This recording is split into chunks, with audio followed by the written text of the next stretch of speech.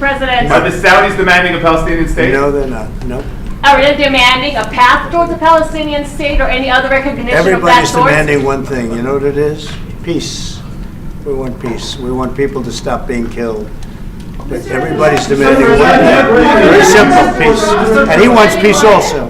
Mr. President, do you think it's politically possible in Israel to get this deal done until the end? To get the deal done? Yeah. Sure. I mean, is it politically Why wouldn't a deal get done? A deal can get done. We'll see what happens.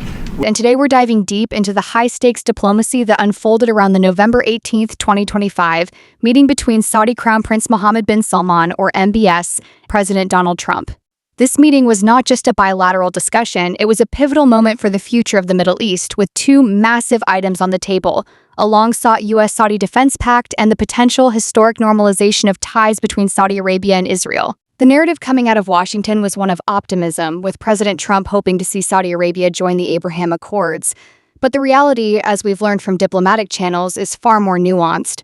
Saudi Arabia, in the lead-up to these talks, effectively doubled down on its core demand, signaling a clear message: the price of peace with Israel is a credible pathway to a Palestinian state. This move has for now decoupled the security agreement from the normalization deal, leading to a complex and fascinating outcome that we'll explore today. Let's start with the most politically charged issue: the normalization of relations with Israel.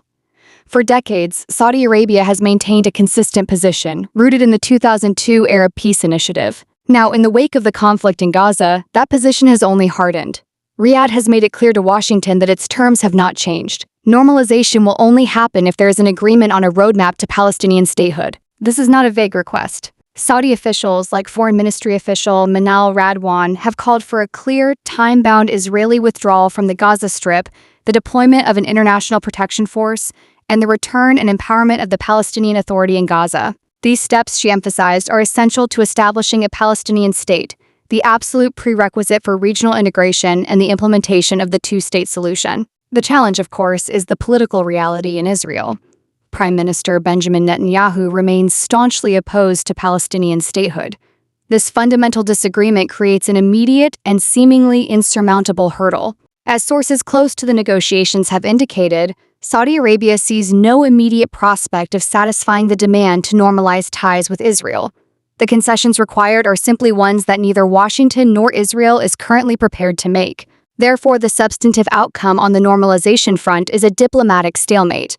The deal is delayed, perhaps indefinitely, until the political landscape shifts dramatically on the Palestinian issue. With the normalization track stalled, the focus of the Trump-MBS meeting shifted decisively to the second major item: the U.S.-Saudi defense pact. Saudi officials were intent on steering the conversation here, wary that the politically sensitive Israel issue could overshadow their primary national security goal. The meeting was expected to seal a pivotal defense arrangement, one that would define the scope of U.S. military protection for the kingdom and cement America's military footprint in the Gulf. However, it's crucial to understand that this is a scaled-back agreement. It is not the full Congress-ratified mutual defense treaty that Riyadh initially sought in exchange for normalization. Instead, the agreement is a non-binding arrangement, loosely modeled on a similar deal the U.S. has with Qatar. It expands cooperation, deepens joint military exercises, and includes access to cutting-edge U.S. defense technology. Crucially, the Saudi pushed for provisions that would allow future U.S. administrations to elevate the pact to a full treaty, a safeguard to ensure continuity for a deal that is otherwise vulnerable to reversal by a future president. Analysts are calling this a stepping stone. It's not the perfect treaty Riyadh wanted, but it's a significant diplomatic win. By securing this limited security agreement, MBS has addressed the kingdom's national security demands separately from the Palestinian issue. This move is a strategic masterstroke. It secures a vital security guarantee from the U.S. without forcing Saudi Arabia to pay the full political price of normalization with Israel at a time when public opinion in the Arab world is highly sensitive to the Palestinian cause. The complex negotiating equation, the linkage between the defense pact, normalization, and Palestinian statehood, has been the defining feature of this diplomatic dance. The events in Gaza have fundamentally altered the context, making the Palestinian issue an even more potent factor. By settling for a limited defense deal in the absence of progress on normalization, both Washington and Riyadh have achieved a temporary compromise. The U.S. gets to strengthen its strategic position in the Gulf, and Saudi Arabia gets a crucial security guarantee. The Saudi strategy is clear. By meeting the kingdom's national security demands through the pact, They maintain their leverage on the broader regional issues, including the resolution of the Palestinian-Israeli conflict.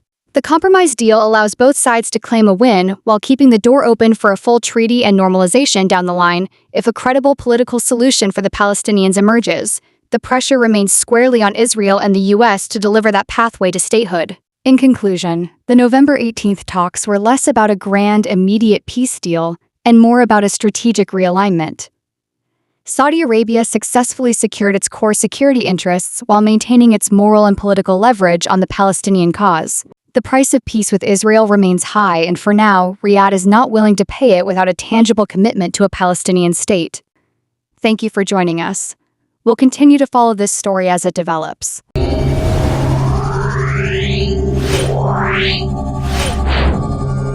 Yeah.